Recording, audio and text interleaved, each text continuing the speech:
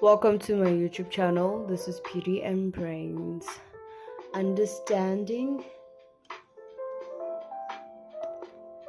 the basics. So this is understanding the basics for anatomy and for physiology. Basically understanding the science of how our body works.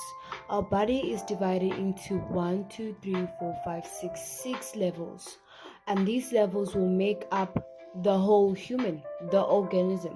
So we first have the chemical level.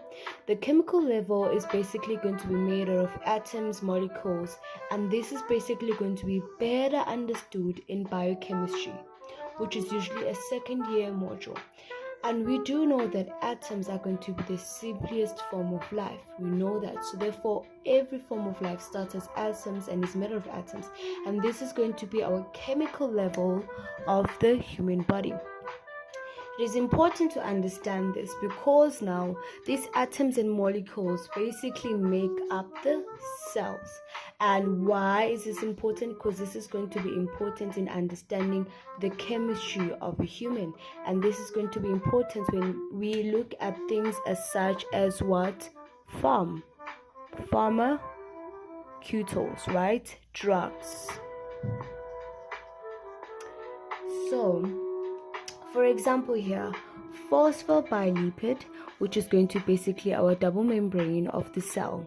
This layer is going to be made out of what? Of these chemicals, which is going to be a phosphor, has a nitrogen, and is going to be lipid. And we have two lipids, as you can see here, better explained in biochemistry. And then we see that we're going to have our organelles. Our organelle level is basically going to be intracellular microcells that have a specific role. It's very important to understand our organelles because when we understand the amplification, why we have more of these microcells inside the cell, this is going to tell us the function.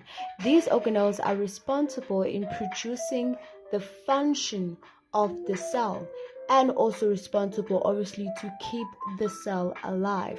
Things such as your nucleus, your mitochondria, your ribosomes in making the proteins and extra. So this is saying that it's important to understand our organelle level because of its implication, and this is going to be focusing on the organelle level and also the cellular level. It's going to be a module known as histology, which is usually a first year module if you're doing basic health sciences. And here we're going to look at mitochondria, and this is an example. So mitochondria, we know that mitochondria is a powerhouse for aerobic respiration, meaning that it is going to be a powerhouse. It produces energy when there is oxygen. Obviously, it can work when there is not oxygen, and that is going to produce what? Lactic acid, right? And in physiology, you're going to know the relationship of this, and you know to know how and why is it harmful for the cell to be hypoxic, means reduce oxygen supply. And that is going to be explained in Gen Path. Right. So it is a powerhouse for aerobic respiration, produce ATP for cellular function. Therefore, cells that are most active have more of it, have more mitochondria. For example, your muscles. So if you're a person, you're exercising, right? So you're exercising, your cells, your muscles need more energy to move and build more protein. So therefore they need oxygen. But when you're exercising, your breathing rate is going to be declining. Well, it increases in terms of the ventilation, so the number of breaths you take per minute. But the problem is that this oxygen is not going to be equally distributed, and therefore your cells will go into anaerobic respiration, where now they're going to produce lactic acid. And that's why if you have done strenuous exercising, your muscles become sore, and that is going to be due to what? To the lactic acid causing that soreness, right? And from there we go to your cellular level. So cellular level is the cells are membrane bounded, and they carry a certain function. And it is important to know to know the cell, because is how they carry out function. This is the point of control, right? So therefore the question that we ask ourselves is, how do they carry out their functions, right? How do they carry out their function? And that is going to basically be explained in understanding what is their point of control. The cells are going to be controlled through receptors, right? And these receptors are basically going to be found around the phospholipid bilayer, which is going to be making up the cell, right? Bounding the cell. And they are going to be important, as they are communicating with the outside information onto the cell, into the cell, to make organelles work, and their product is the function. So you know that the organelles are the ones that have a specific role, right? And in order to carry out those specific roles, they need to be told to do so, right? So therefore the cell is the house, right? The cell is the house. The cell is going to basically have this coat of receptors that communicate with the outside, and when that happens, this is going to basically go travel, and they're going to stimulate the cell to make what is very important. An example is that this is going to be seen a lot when it comes to endocrine. It's going to be seen a lot when it comes to endocrine. So basically receptors can be neurotransmitters, your receptors can respond to neurotransmitters, hormones, or any other chemicals, right?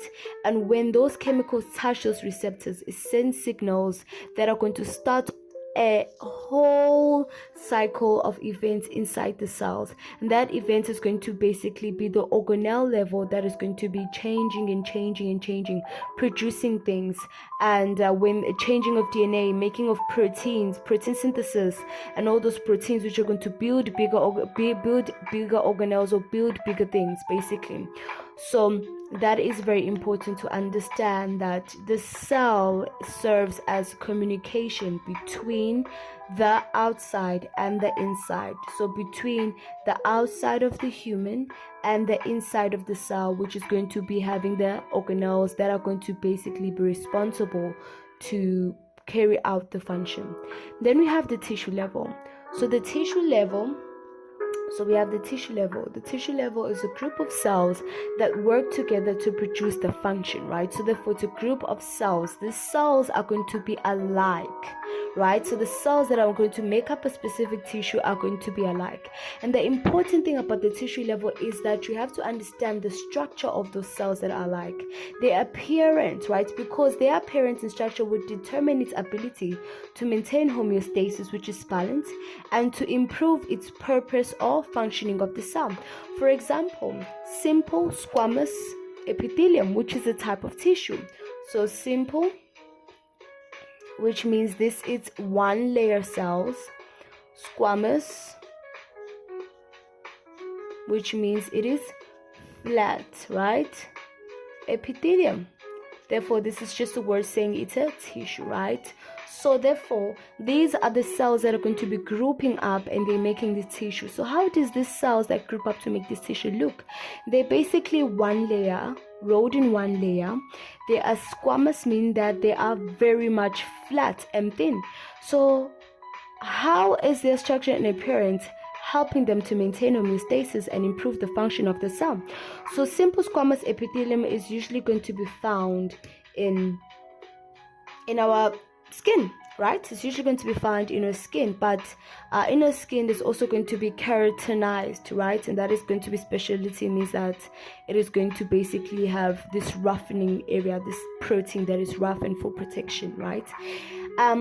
It's simple and squamous. That means that these are going to be cells. So simple and squamous. Okay, made a mistake there, but it's not usually skin. It's usually going to be simple squamous epithelium. An example of this is going to be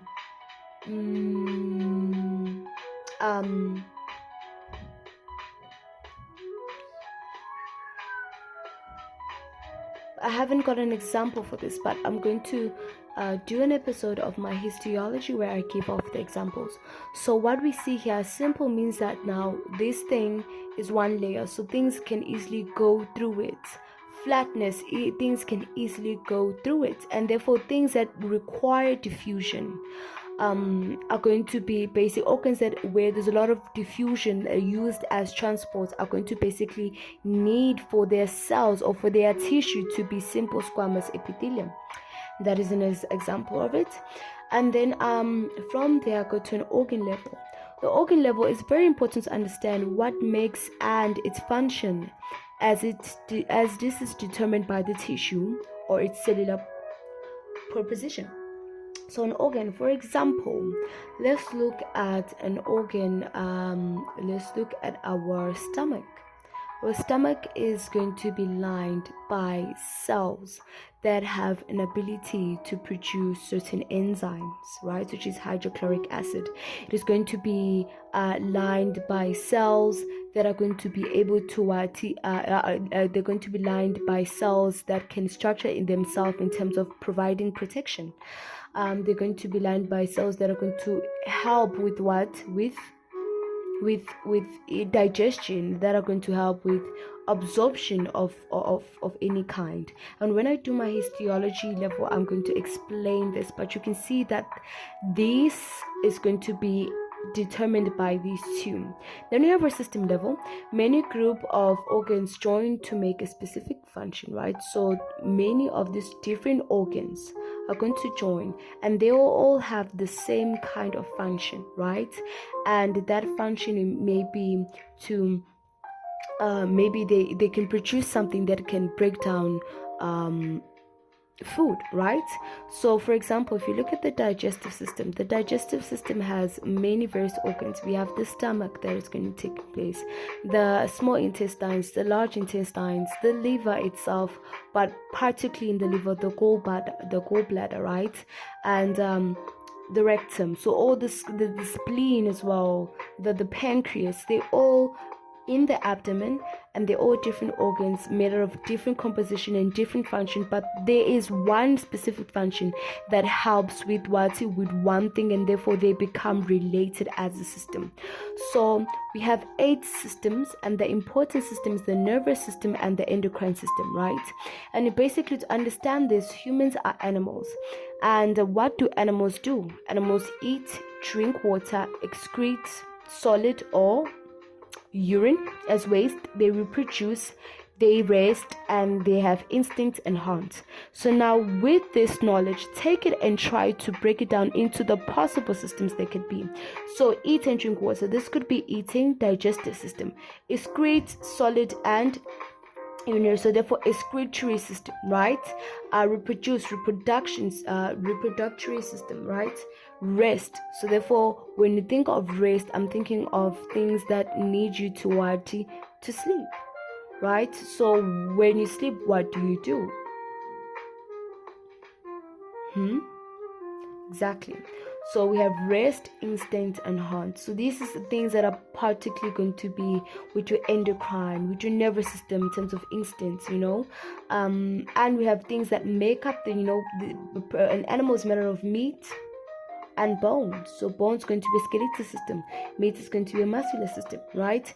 And then what makes that alive is nervous system, circulatory system. And when you do those systems and you basically address the systems, you're going to understand. But just know that when you learn in physiology or the basics of a human, just know that in order to understand those things, the levels are very important. But the other thing that is very important, that is not the science of a human being, is understanding what a human is. It is an animal. What do you do daily? Why do you do it? how come do I do it? And understanding that and explaining that is going to be the basic levels. It is going to basically the science and the physiology. So I'm saying that now all the systems are divided into its basic and these basics, and how they happen is going to be the mechanisms, right? And these mechanisms are going to be determined by the chemical level, the organelle level, the cellular level, the tissue level, right? And the organ level, right?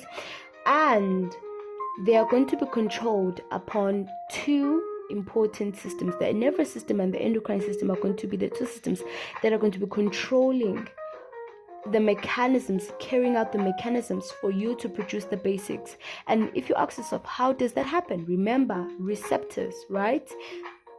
Receptors. So how to learn more of this? So basically, how to learn? Know how to look at the basic function.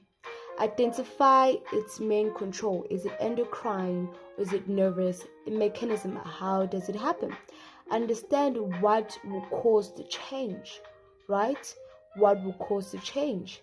And you have to understand, and these are the modules that are very much important. The anatomy, know the relations, know the blood supply, know physiology, the function, histology. So basically, this is an introduction of a human, basic things of a human. There are different types of modules that basically dives into depth in understanding certain and separating certain things. But what is very important, physiology is going to be where everything in the human body is connected. But first, when you study it, understand the basics, separate each and every system in this way, and understand its main control, understand its function, its mechanism, and how can it be connected to everything else in the body. And that is going to be saying what starts the change, what makes this happen, what makes this start. Thank you guys. This is my first YouTube video. I hope you this is for fun. It's not something serious, it's just for fun. And bye. Please like and subscribe.